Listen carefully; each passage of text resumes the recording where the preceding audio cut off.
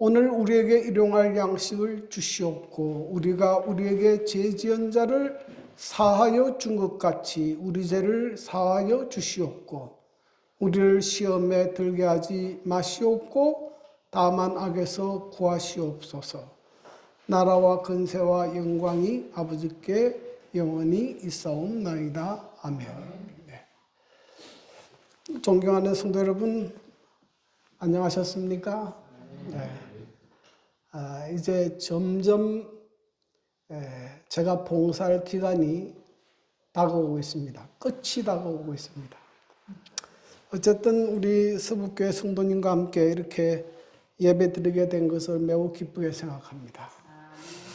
오늘은 시험에서 승리하는 비결, 이런 제목으로 주의 기도문 가운데 우리를 시험에 들게 하지 마시옵고 이런 주제로 말씀을 전하고자 합니다.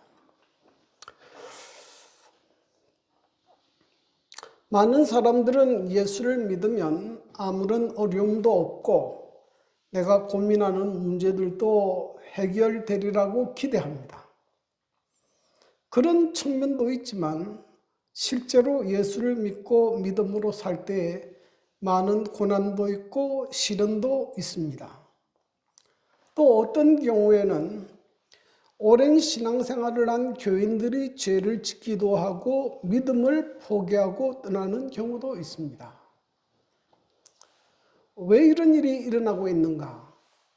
그것은 그리스도인의 삶에 사단의 시험이 있기 때문입니다. 그래서 오늘은 시험이 무엇이며 사단의 시험이 어떻게 우리에게 오는지, 그리고 우리가 어떻게 대처해야 사단의 시험에 넘어지지 않고 승리할 수 있는지 그 비결을 살펴보고자 합니다. 먼저 시험이란 무엇인가? 시험이라는 단어는 원어에는 페이라스모스인데 그 뜻은 두 가지 의미로 사용되었습니다. 첫째는 시험하다. 영어로는 테스트입니다. 어떤 사람의 능력과 상황과 가치를 점검해 보는 것입니다. 이 사람의 지식 정도, 이 사람의 능력 정도가 얼마나 되는가, 시험하는 것입니다. 또 유혹하다라는 말로도 사용됐어요. 영어로는 temptation, 이런 죄를 짓게 하여 하나님과의 관계를 깨트리고 멸망에 이르게 하는 것입니다. 그런데 이 두 가지 의미가 있는데요. 주로 하나님에게 사용될 때는 시험하다, 테스트의 의미로 사용되었습니다. 창세기 22장 1절 2절, 그 일 후에 하나님이 아브라함을 시험하시려고 그를 부르시되 아브라함아 하시니 그가 이르시되 내가 여기 있나이다. 여호와께서 이르시되 내 아들 내 사랑하는 독자 이삭을 데리고 모리아 땅으로 가서 내가 내게 일러준 한 산 거기서 그를 번제로 드리라. 여기 보니까 하나님께서 아브라함을 시험하시려고 부르사 그랬어요. 하나님이 시험하시는 겁니다. 그 시험의 내용은 그의 사랑하는 독자 이삭을 데리고 하나님께서 지시한 산에 가서 그를 번제로 드리라. 이 번제라고 하는 것은 하나님 앞에 드리는 가장 기초적인 제사인데요. 흠없는 제물을 선택하고 그에 안수한 다음에 죽입니다. 그리고 각을 뜬다는 말은 각 부분으로 나눈다는 말이에요. 나누어서 그 전체를 불살라 드리는 것을 번제로 드리라 하는 거예요. 참 이것은 아브라함이 감당할 수 있는 시험이 아닙니다. 이 부조와 선자에 보면 이분 이렇게 설명했어요. 그런 아들을 사고나 질병으로 잃는다 해도 사랑하는 아버지에게는 가슴이 찢어지는 일이었을 것이요 백발이 된 그를 슬픔에 잠그게 하였을 것이다. 그런데 그는 친히 자신의 손으로 그 아들의 피를 흘리라는 명령을 받았다. 그것은 그에게 도저히 불가능한 일처럼 보였다. 그렇지 않습니까? 어떻게 백세에 주신 아들을 하나님 앞에 죽여서 번제로 드리는 그런 일을 어떻게 할 수 있느냐? 아브라함의 생애 가운데 경험하는 최대의 시험입니다. 그런데 참 놀라운 것은 아브라함이 이 하나님의 명령에 순종한다는 것입니다. 그런데 아브라함은 도대체 무엇을 믿고 그 명령에 순종했느냐? 그는 하나님의 약속을 믿었습니다. 무슨 약속을 믿었냐? 창세기 21장 12절에 보니 하나님이 아브라함에게 이르시되 이삭에게서 나는 자라야 내 씨라 부를 것이니라.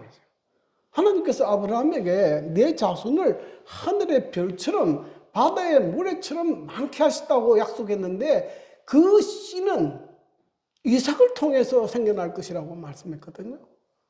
그러면 하나님께서 이삭을 죽인 것으로 끝나버리면 이 예언은 성취될 수 없어요. 그래서 아브라함은 무슨 믿음을 가졌는가 하면 그가 하나님이 능히 이삭을 죽은 자 가운데서 다시 살리실 줄로 생각한지라. 내가 하나님 앞에 번제로 드려도 하나님께서 다시 살려줄 것을 믿었다는 거예요. 부활신앙이죠. 그래서 그는 하나님의 말씀을 따라서 순종해서 모리아산까지 가서 그리고 거기서 하나님께서 지시한 대로 거기서 이삭을 눕히고 그리고 칼로 그 아들을 잡으려고 합니다. 근데 그때에 천사가 이야기합니다. 창세기 22장 12절 사자가 이르시되 그 아이에게 내 손을 대지 말라 그에게 아무 일도 하지 말라 내가 내 아들 내 독자까지도 내게 아끼지 아니하였으니 내가 이제야 내가 하나님을 경외하는 줄을 마노라 아노라. 이 시험을 통과한 다음에 비로소 아브라함의 믿음이 뭡니까? 입증된 것입니다. 됐다. 자, 그리고 난 다음에 하나님께서 그에게 복을 주시는데요. 창세기 22장 16절 내가 이같이 행하여 내 아들 내 독자도 아끼지 아니하였은즉 내가 내게 큰 복을 주고 내 씨가 크게 번성하여 하늘의 별과 같고 바닷가의 모래와 같게 하리니 내 씨가 그 대적의 성문을 차지하리라. 또 내 씨로 말미암아 천하 만민이 복을 받으리니 이는 내가 나의 말을 준행하였음이라 하셨다 하니라. 이 시험을 통과한 다음에 아브라함이 믿음의 조상이 되는 축복을 얻었고 하나님께서 약속하신 메시아의 조상이 되는 엄청난 축복을 이 시험을 통과한 다음에 받게 된 것입니다. 그래서 하나님께서 우리에게 시험을 주시는 목적이 뭐냐? 우리의 믿음을 드러내고 성장시키고 완전하게 하기 위해서 시험을 허락하십니다. 자, 야고보서 1장 3절 4절 이는 너희 믿음의 실현이 인내를 만들어내는 줄 너희가 알미라. 인내를 온전히 이루라. 이는 너희로 온전하고 구비하여 조금도 부족함이 없게 하려 함이라. 더 온전한 사람이 되도록 하나님께서 시험하십니다. 여러분 이런 시험은 우리도 늘 경험하는 거예요. 학교에서 가면 중간고사가 있고요. 또 기말고사 있습니다. 왜 학교에서 자꾸 시험을 칩니까? 그 학생이 지금 얼마만큼 공부를 했는가, 얼마만큼 지식을 가지고 있는가, 그 능력을 측정하는 것도 있지만은 이 시험을 통해서 공부하게 하려는 거예요. 그래서 그로 하여금 그 지식을 성장시키게 하려는 목적이 있습니다. 있죠? 그리고 그 시험을 통과하게 되면 뭡니까? 거기에 합당한 자격을 부여합니다. 네. 우리나라도 모든 것이 그렇죠. 네. 대학교에 가면 입학시험이 있고요. 자격증 시험이 있습니다. 간호사도 전혀 되는 게 아니에요. 간호사 국가고시 합격해야 돼요. 의사들도 의사 국가고시 합격해야 되고요. 약사들도 약사 국가고시 합격해야 약사 자격증을 줍니다. 아무나 주는 거 아니에요. 그 시험을 통과할 때 주는 거예요.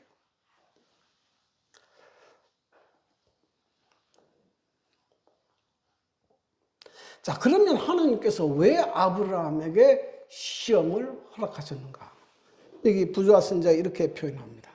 아브라함이 하나님의 약속에 대한 믿음의 부족을 나타냈기 때문에 사단은 하나님과 천사들 앞에 그가 언약의 조건을 따르지 못하였다고 비난하고, 그래서 하나님의 축복을 받을 자격이 없다고 그를 고소하였다. 하나님께서 노아 홍수 이후에 아브라함을 선택하고 하나님께서 그로 하여금 많은 믿음의 조상이 되도록 계획하셨어요. 그래서 하나님께서 약속한 땅 가나안으로 가게 했습니다. 근데 그는 참 훌륭하고 믿음 있는 사람이죠. 그러니까 그 고향을 떠나서 어디입니까? 가나안 땅까지 갑니다. 그런데 아브라함의 생애를 보면 많은 믿음의 부족이 나타나요. 예, 하나님께서 가나안 땅에 가라고 하셨으면 거기 간 게까지는 좋은데 그 가나안에 기근이 드니까 그 가나안에 살지 않고 애굽으로 피하여 내려갔어요.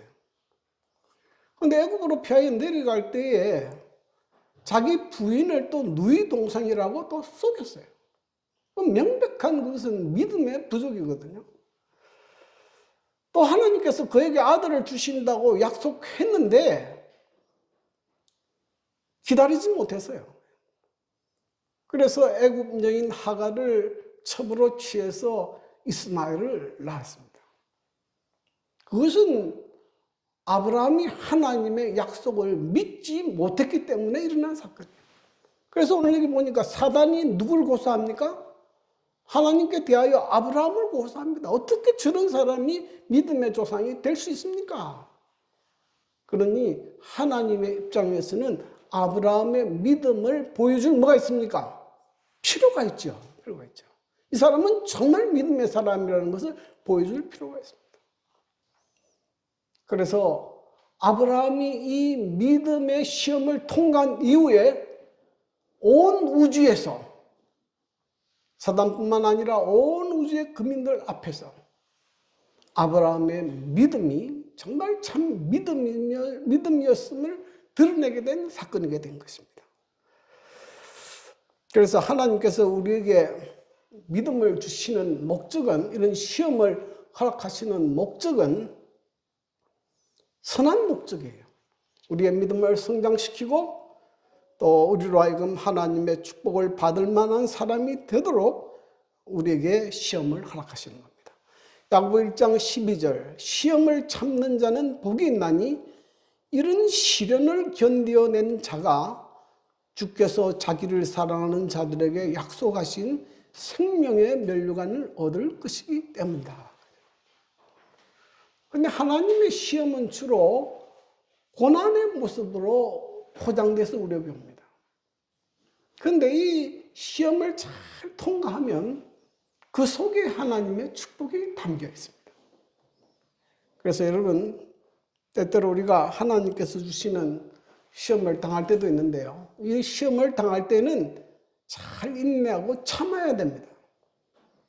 그래서 하나님께서 주시는 축복을 받게 되기를 바랍니다.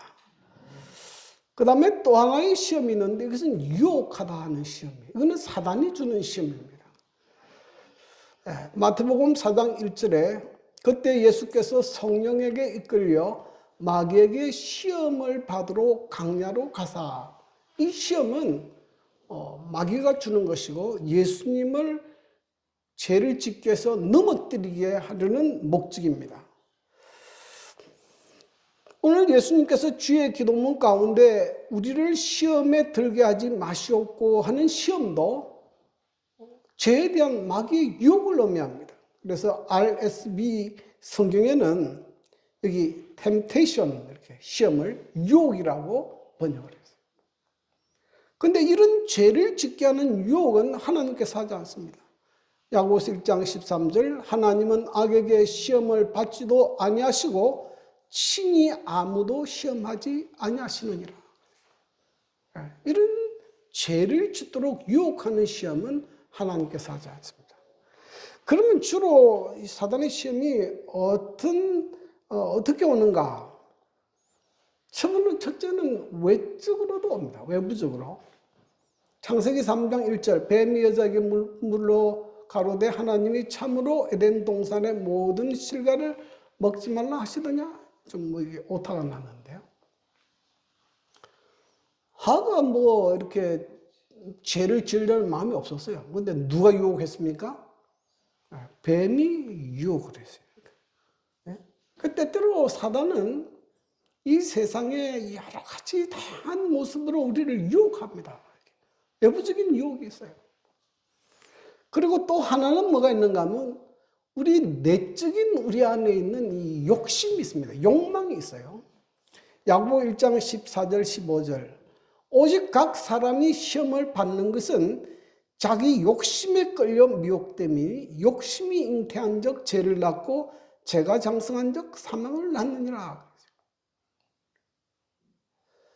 하나님께서 우리에게 욕망을 주신 것 자체가 죄는 아니에요. 그런데 이 욕망이 한계를 넘어서 하나님께서 정하신 기준을 넘어서 그냥 범하려고 하는 그런 욕망, 이것이 우리로 하여금 뭡니까? 죄를 짓게 만듭니다. 이건 뭐하고 비슷한가 하면 낚시꾼이 물고기 잡는 거하고 비슷해요.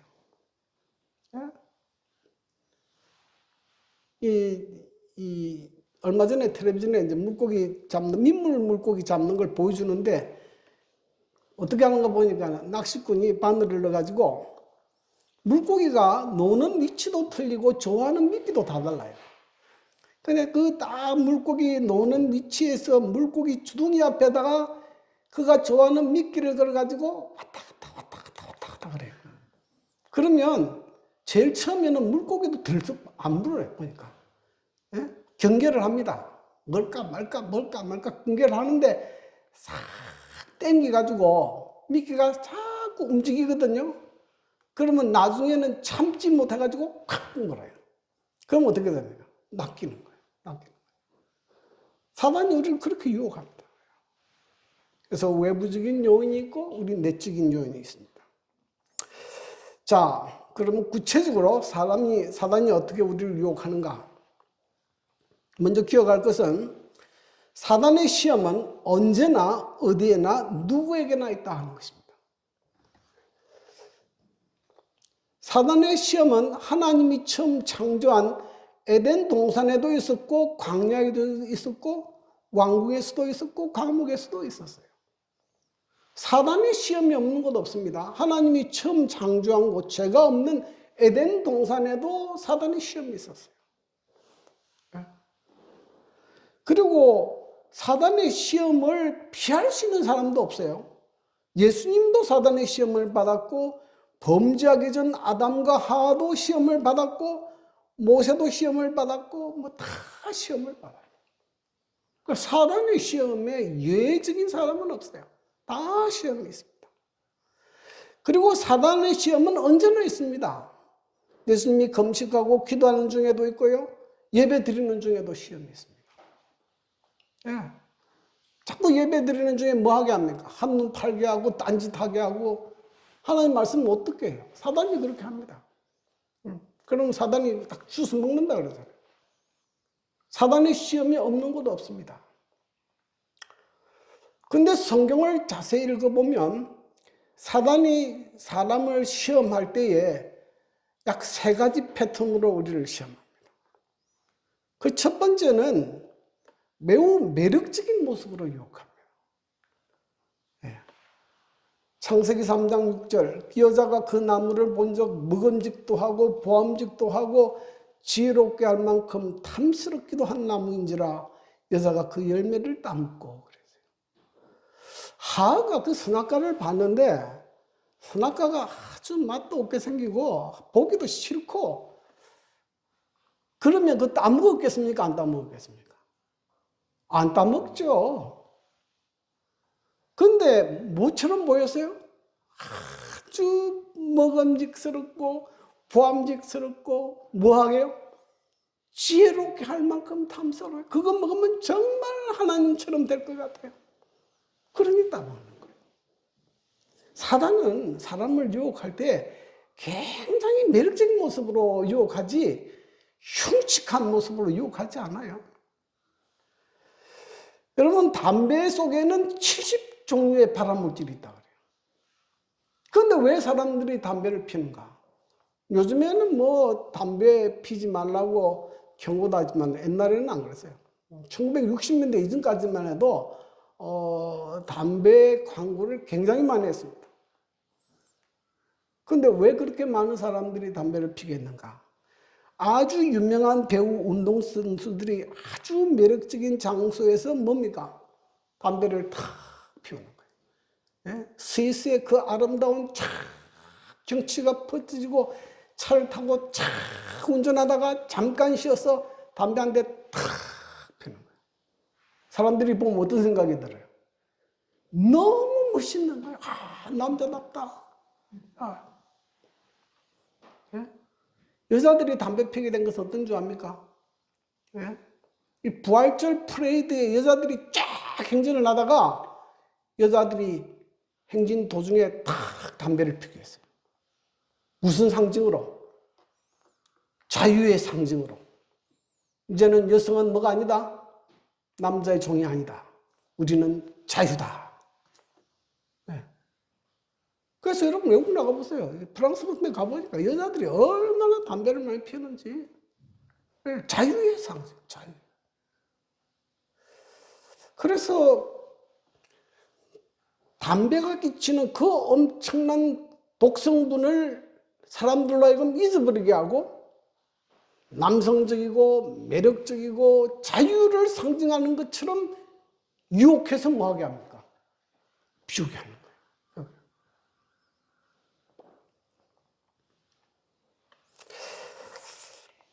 참 이렇게 유혹이 많아요. 여기 제가 예를 하나 들어놨는데요.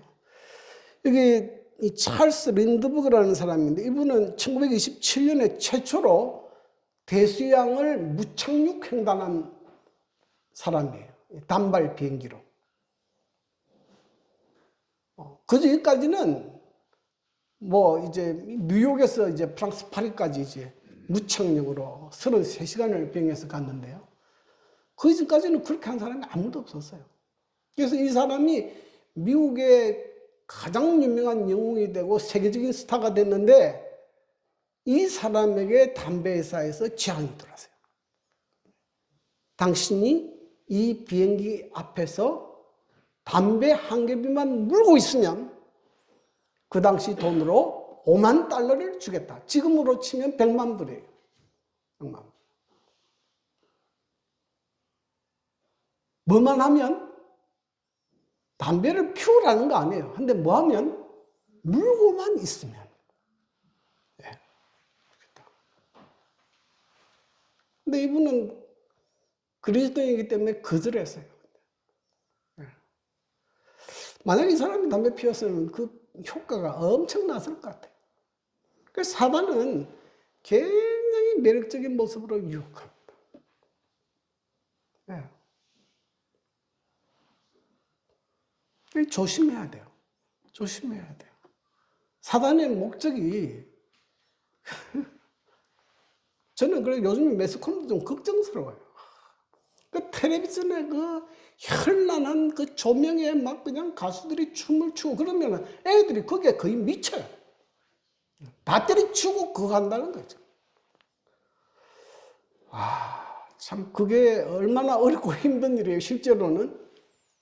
근데 화려하게 매력적으로 보이게 하는 거. 그 다음에 두 번째 방법은 또 이건 또 정반대예요. 가장 연약할 때 우리를 시험합니다.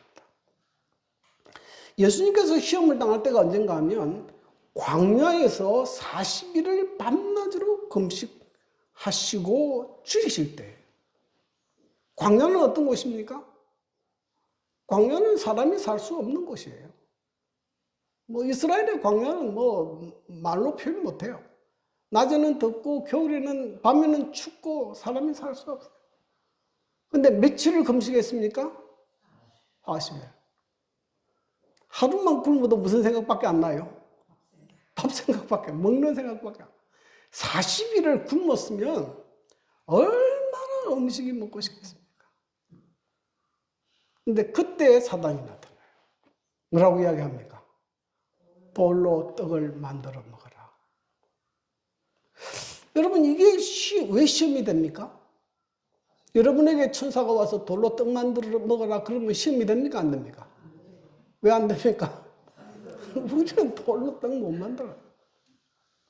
근데 예수님에게는 시험이 됩니다. 왜 시험이 됩니까? 예수님은 돌로 떡을 만들 수 있어요. 만들 수 있어요. 그런데 마귀가 이 배고픈 예수님에게 돌로 떡 만들어 먹으라 하는 것이 왜 시험의 중요한 시험의 초점이 됩니까? 지금 내가 배고프고 정말 절실하니까 네가 뭐예요? 떡을 만들어 먹어라. 사단은 자꾸 우리에게 이렇게 속삭입니다. 우리가 이 세상에 살 때 가장 중요한 문제는 무슨 문제다? 먹고 사는 문제다. 먹고 살아야 하지 않느냐? 그것이 사단의 제1 논리예요. 먹고 살아야 한다. 근데 예수님께서 뭐라고 말씀하십니까? 마태복음 4장 4절에 사람이 떡으로만 살 것이 아니요 하나님의 입으로부터 나오는 모든 말씀으로 살 것이니라 하셨느니라. 그래서 신명기 8장 3절을 인용한 거예요. 예? 여러분, 하나님께서 이스라엘 백성을 애굽에서 인도해 낸 다음에 40년 동안 이스라엘 백성을 훈련했는데 그 훈련하는 근본적인 이유가 뭐예요? 사람은 하나님의 말씀에 순종하는 것이 뭔지라는 것을 가르치는 거예요. 사람은 밥만 먹게 살기 위해서 하나님이 사람을 만드신 것이 아닙니다. 네. 사단은 밥을 먹는 것이 문제라고 이야기하는데 하나님은 그게 아니에요. 사람은 밥을 먹기 위해 사는 것이 아니고 하나님의 뜻에 순종하는 것이 먼저이다. 그렇게 살아도 하나님께서 너희들 굶어 죽도록 하지 않겠다는 거예요. 그거를 40년을 가르치는 겁니다. 40년을 가르쳐요. 이것이 우리 성도들에게도 굉장한 시험이 됩니다. 먹고 살아야 되는데 어떻게 안식일을 지킵니까? 시대의 소망 120페이지 보십시오. 사단은 사람이 근심에 둘러싸여 있을 때와 어려운 사정에 어찌할 바를 모를 때와 빈곤과 애통함으로 괴로움을 당할 때 시험하여 괴롭게 하려고 뭐하고 있다? 대기하고 있다. 가장 어려울 때. 예. 빈곤과 애통함으로 괴로움을 당할 때. 그때 사단은 우리를 시험하고 유혹합니다. 그럼 우리의 시험이 우리의 믿음이 흔들려요. 흔들려요. 제가 어릴 때 고향인 통영교회에서 안식일에 예배를 드리는데 아주 한 특별한 인사를 들었습니다. 네. 통영교회 안식일학교 교장이 하루는 딱 나와서 인사를 하는데 성도 여러분 죄송합니다. 제가 다음 주 안식일부터 교회에 나오지 못하게 됐습니다. 이분이 그 당시에 서울에서 대학을 졸업하고 통영에 내려와서 안식일을 지키려고 모든 애를 썼는데 그럴 만한 직장을 얻지 못했어요. 그래서 마침내 그 당시는 6일제니까 60년대 때는 다 6일제 아니에요. 그러니까 안식일을 지킬 수 없는 직장을 취직을 해서 가면서 송별 인사를 하는 것을 제가 보게 했습니다. 교인들도 참 마음이 아팠어요. 이분이 하는 이야기를 듣고.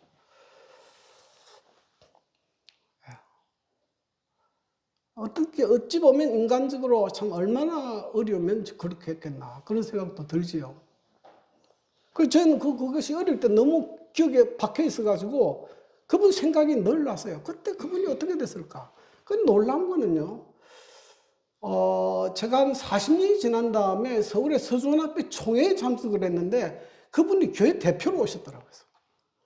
그때 굉장히 반가웠습니다. 왜냐하면 이분이 신앙을 다시 회복한 거거든요. 그래서 사단은 아주 교묘합니다. 우리가 제일 어려울 때요. 우리의 믿음을 흔들어 버립니다. 우리 품성의 약점을 공격합니다. 사람은 모든 면에 완전한 것이 아니에요. 다 약점이 있어요. 어떤 사람은 물질에 약하고, 어떤 사람은 이성에 약하고, 어떤 사람은 명예에 약하고, 그래요. 근데 그 사람에 따라서 탁탁 맞춤으로 우리를 공격합니다. 그는 우리의 품성의 약점을 공격한다. 그는 우리의 마음을 낙담하게 하여 하나님을 붙드는 손을 놓게 만들기를 바란다. 이 사단이 우리를 공격합니다. 자, 그러면 사단의 시험에서 승리하는 비결은 무엇인가? 첫 번째는 시험에 들지 않게 깨어있어 기도하라 그랬습니다. 왜 우리가 기도해야 되는가 하면 우리의 싸움은 혈과 육을 상대로 하는 것이 아니에요. 이것은 이 악에 있는 악의 영들과의 싸움입니다. 그렇기 때문에 인간의 힘과 지혜와 능력으로는 이 악한 영과의 싸움에 이길 수가 없어요. 그래서 우리가 기도해야 됩니다. 기도하면 어떻게 되느냐? 고린도전서 10장 13절 하나님은 미쁘사 너희가 감당치 못할 시험당함을 허락하지 아니하시고 시험당할 점에 또한 피할 길을 내사 너희로 능히 감당하게 하시느니라. 기도는 전능하신 하나님의 손을 붙드는 것입니다. 우리가 하나님 앞에 간절히 기도하면 하나님께서 우리에게 지혜를 주시고 능력을 주셔서 그 모든 시험을 이기게 하거나 피할 수 있는 지혜를 우리에게 주십니다. 기도해야 돼요. 그래서 여러분 성경 가운데 보면 특히 다니엘 같은 경우 보면 그가 왕궁에 들어갔는데 얼마 있지 않아서 왕의 음식을 먹으라는 명령이 떨어지지 않습니까? 그거 먹지 않으면 어떻게 돼요? 왕이 주는 음식을 먹지 않으면 그대로 사형입니다. 그대로 사형입니다. 왕의 명령을 거절하는 건데요. 근데 그 다니엘이 아주 지혜를 하나님께서 주셨어요. 뭐라고 제안합니까? 우리에게 시험해 주셔가지고 열흘 동안 시험해가지고 우리는 채식만 먹고 또 다른 사람은 그냥 일반 식사를 하는데 누가 더 건강하고 누가 더 얼굴이 윤택한지 한번 비교해 보십시오. 순간적으로 하나님께서 지혜를 주시는 거예요. 지혜를 주세요. 예수님께서 사단의 시험을 이기는 걸 보면 하나님께서 그때 피로 적절한 말씀이 생각나게 해서 말씀으로 이기게 하십니다. 말씀으로. 그래서 우리가 기도해야 하면 우리가 이 사단의 시험을 이길 수 있는 그런 힘과 지혜를 얻을 수 있습니다. 그래서 예수님께서 시험에 들지 않게 깨어있어 기도하라고 우리에게 가르치지 않습니까? 두 번째는 뭐 하지 말아야 하는가 하면 방심하지 말아야 돼요. 예수님께서 제자들에게 깨어있어 기도하라 그랬는데 그들은 뭐 했다고 그랬습니까? 그들은 잔이 그랬어요. 다 잤어요. 별로 설마 그런 일이 있을까 전혀 예상하지 않았죠. 예상하지 않았습니다. 인도에 살인 호랑이가 있었는데요. 자꾸 호랑이가 나서 사람을 잡아먹으니까 아주 유명한 포수 4명을 호랑이를 잡도록 보냈습니다. 그래서 호랑이가 다니는 길목에 이제 포수들이 갔는데 한 명은 앞을 지키고 한 명은 뒤에 지키고 한 명은 지붕 위에서 지켰어요. 그리고 돌아가면서 한 명은 차 안에서 잠깐 쉬도록 했습니다. 근데 아침이 되도록 호랑이가 안 나타나요. 그래서 오늘은 호랑이가 안 나타나는 것보다 하고 문을 열고 차 안을 들어가 보니 누가 죽어 있어요? 그 안에 있는 사람이 죽어 있어요. 앞이나 뒤에나 서서 경계하는 사람은 뭐 하고 있는데? 살아있는데 그 안에서 뭐 했기 때문에 그 문제는 다 짓고 있으니 편안하다 하고 이렇게 자고 있다가 탁 낫게 간 거예요. 2026년 1월 3일 베네수엘라 마두로 대통령이 미군의 기습작전으로 대통령국에서 자고 있다가 체포되어 미국으로 이송됐습니다. 다 아는 거 아니에요? 충격적인 일 아니었어요? 제가 정치적인 논리는 지금 이야기하는 것이 아니고요. 이미 트럼프 대통령이 여러 번 경고했어요. 너 가만 안 둔다고. 여러 번 경고했는데 마두로가 그걸 웃기는 이야기로 생각했어요. 아유, 내가 베네수엘라에 있고 내가 경호원들이 이렇게 많은데 설마 누가 나를 잡아가겠느냐. 그런데 뭐 하루아침에서 탁 잡아가. 여러분, 나는 사단이 시험 안 할 거라고 착각하지 마세요. 그런 거 없습니다. 그런 거 없어요. 사단은 우리보다 훨씬 더 교활합니다. 훨씬 더 교활해요. 자, 결론적으로 사단의 시험을 이기려면 어떻게 해야 되느냐. 매일 기도하고 하나님의 말씀으로 무장하며 믿음으로 살라. 시험을 당할 때 평소 신앙이 드러난다. 다윗이 골리앗과 싸워서 승리했는데 갑자기 하나님께서 도와주셔서 그렇게 되었을까? 그랬어요.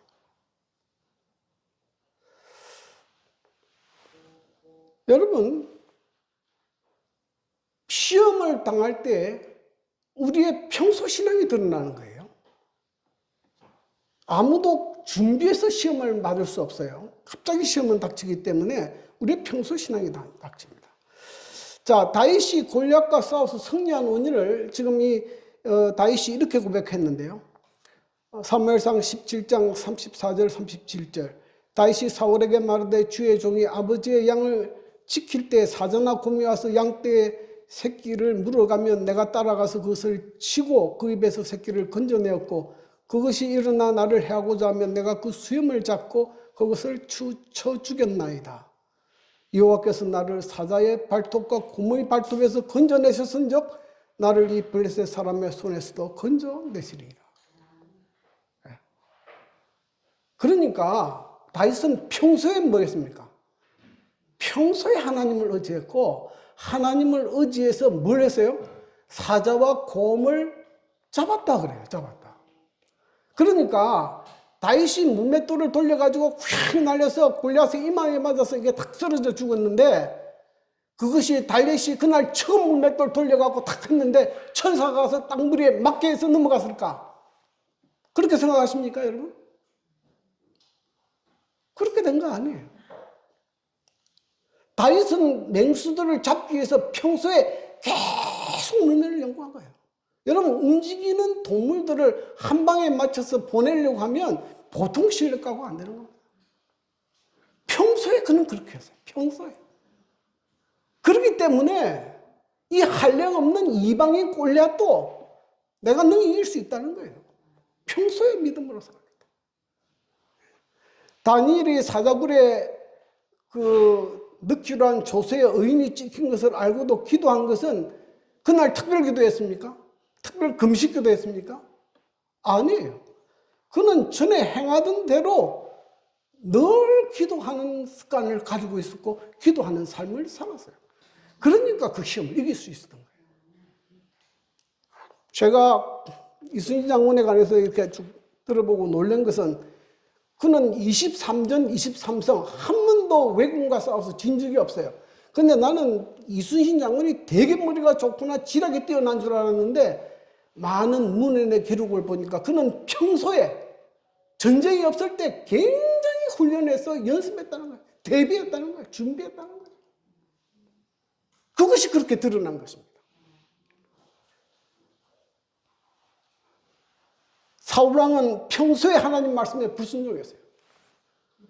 이 사울의 그 약점 가운데 가장 큰 약점이 이 자기를 자랑하는 걸 좋아했어요. 그래서 하나님 말씀을 해도 안 들었어요. 자기 기념비 세우고. 근데 갑자기 이제 시험이 닥쳤습니다. 브레식 군대들이 몰려왔어요. 그때 가서 하나님께 찾아서 기도했는데 응답이 없어요. 어디로 갔습니까? 엔돌의 신접한 여인에게 갔어요. 결국 어떻게 됐습니까? 그의 인생이 자살로 마감하게 됐어요.